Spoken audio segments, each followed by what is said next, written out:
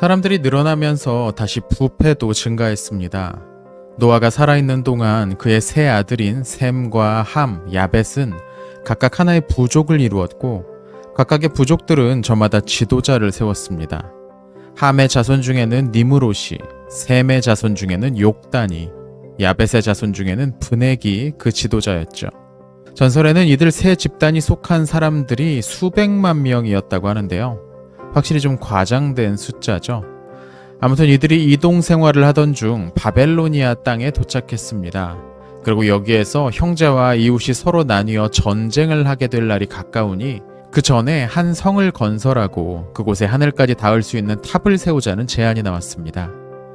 그리고 이 회의에서 의외의 인물이 등장하는데요. 바로 아브라함입니다. 전설에는 이 바벨탑 건설 회의에 아브라함을 비롯한 12명의 경건한 사람들만 반대했고 나머지는 모두 천상편에 섰다고 합니다. 그러자 사람들은 이 12명의 사람들을 자신들의 지도자 앞에 잡아왔습니다. 12명의 경건한 사람들은 자신들은 하나님만을 섬길 것이기 때문에 벽돌을 만들지도 탑을 쌓지도 않을 거라고 대답했죠. 만약 벽돌을 굽는 불에 자신들을 던지더라도 결코 마음을 바꾸지 않겠다고 덧붙였습니다. 그러자 니므롯과 브넥은 크게 분노하면서 그 12명을 불에 던지기로 작정했습니다. 하지만 또 한 명의 지도자였던 욕단이 나서서 이 계획을 제지했습니다. 그는 일주일간의 말미를 두자고 권했고 백성들 중에서 가장 존경을 받고 있던 그의 의견을 나머지 두 지도자도 따를 수밖에 없었습니다.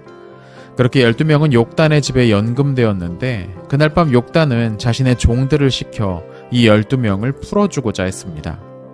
하지만 아브라함은 혹여나 자신들이 산으로 도망쳤다가 들짐승들에게 해를 당하기라도 하면 다른 이들이 우리가 죄를 지어서 벌을 받은 거라고 생각할 수 있지 않느냐면서 도망치기를 거절했습니다. 결국 다른 사람들만 도망을 쳤고 아브라함은 남았죠. 예정된 일주일이 지나고 사람들이 왔을 때 사람들은 아브라함을 벽돌을 굽는 가마 속에 던져넣고 불을 붙였습니다. 그때 갑자기 지진이 났고 가마 주변을 지키고 있던 8만 4천 명의 사람들이 모두 가마에서 나온 불에 타 죽었습니다. 하지만 아브라함은 상처 하나 없이 온전한 모습으로 가마에서 나올 수 있었죠. 이 이야기는 다니엘서에 나오는 에피소드의 변형으로 보이죠. 이후 아브라함은 산으로 도망친 동료들까지 데리고 돌아왔고 아무도 그들에게 해를 끼칠 생각을 하지 못했습니다. 이들 부패한 사람들을 이끄는 지도자는 니므롯이었습니다. 그의 아버지인 구스는 나이가 많이 든 후 결혼을 했고 늦은 나이에 얻은 아들인 니므롯을 애지중지했습니다. 구스는 하나님께서 아담이 낙원을 떠날 때 주셨던 가죽옷을 아들에게 주기도 했습니다. 이 옷은 아담에게서 에녹에게, 다시 에녹에게서 무드셀라에게 물려주었다가 노아가 방주에 들어갈 때 입고 있었던 옷이었습니다. 그 후 함은 이 옷을 훔쳐서 감춰두었다가 맏아들인 구스에게 준 것이죠. 이 옷을 입은 사람은 특별한 힘을 낼 수 있었습니다. 숲의 짐승들과 새들은 이 옷을 입은 니므롯을 보자마자 그 앞에 굴러 떨어졌고 사람들과 싸울 때도 니므롯은 항상 이길 수 있었습니다. 사람들은 니므롯의 힘이 가죽옷에서 나온다는 사실을 알지 못했고 결국 그의 용맹성을 높이 사서 그들의 왕으로 추대했던 것이죠. 니므롯은 신할 땅을 자신의 수도로 정하고 점점 영토를 확장해 가기 시작했습니다. 그는 세상을 장악한 최초의 인간이었죠. 그러나 그렇게 권력이 커져갈수록 오만함도 더해갔습니다. 대홍수 이후 니므롯만큼 큰 죄를 저지른 사람도 없었죠. 그는 돌과 나무로 우상을 만들어 숭배했고 자신의 백성들도 여기에 동참하게 만들었습니다. 이때 그의 아들이었던 말돈이 큰 도움이 되었죠.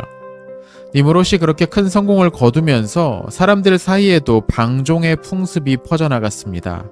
사람들은 더 이상 하나님을 믿지 않고 자신의 힘과 능력만을 의식하기 시작했습니다.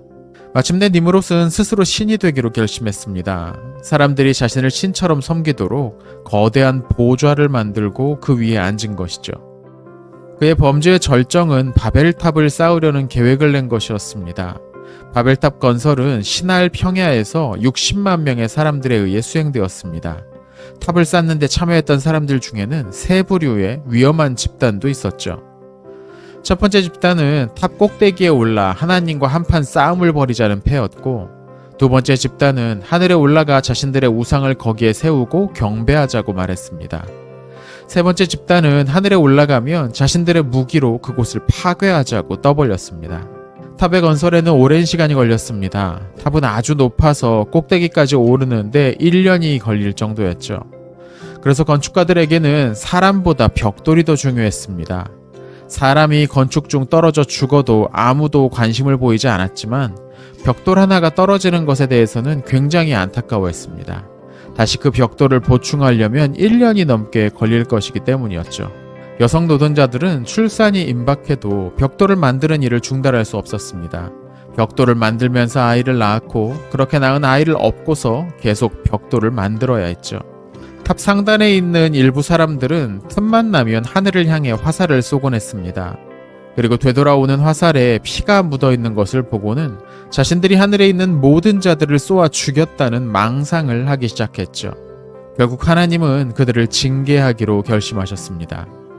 하나님은 70명의 천사들에게 가서 사람들의 언어를 혼잡하게 해서 서로 알아듣지 못하게 하라고 명령하셨고 곧 그대로 됐습니다. 그러자 바벨탑 건설은 금세 혼란에 빠졌습니다. 어떤 사람이 역청을 달라고 하면 상대는 벽돌을 건네주는 식이었습니다. 화가 난 사람은 상대방에게 벽돌을 던져 죽이곤 했는데요. 이런 식으로 많은 사람들이 서로 죽고 죽였습니다.